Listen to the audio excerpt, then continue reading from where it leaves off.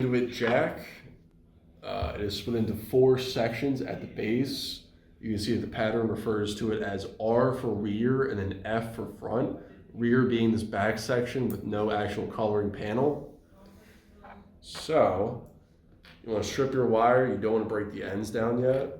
And you want to preferably separate them. So it's blue on the back left, orange on the back right, brown will be in the front left, and then green will be in the front right.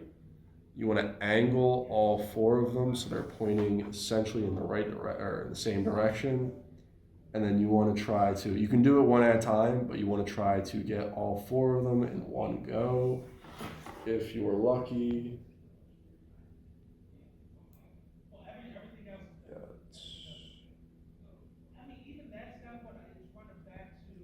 Two. All right, so you do it like this where you have 2 and you kind of have to wait for that to hook in. You can bend this out. Make sure you're forcing all section or all wire strands into the appropriate section. Okay, so now we have all the way pulled down. I'm gonna push these to the side. And you can see that they're all locked into their respective quadrant. So now we make sure we have the right pattern. We're going to break these down or unravel them a little bit. Make sure we press these all the way in because you can kind of hear a click. You're not going to hear it in the video, but you can kind of hear a click when you push these down past their little hook part. You'll hear that. That means that side's good to go. Move on to the next one. Make sure we don't mess up the pattern. You'll hear that click every time you put it in, or you'll feel it.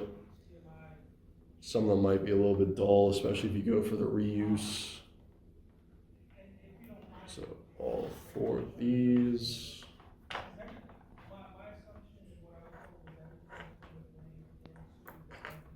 And then you should have it splayed out a little bit like that. Now, instead of cutting it back, you want to take your precision cutters and you want to take it as close as you possibly can. So usually you just want to do it one at a time. If you try to do it multiples, it will mess up the cut on a further strand.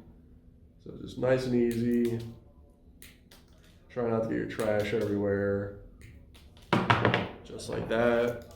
And you're going to find the side that has the tab on it. You're going to match it with the side that has the shorter side. If you look at it, you're squeezing that in a little bit. That gets your base going.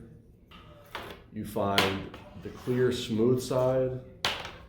Place it against your crimper, just like this.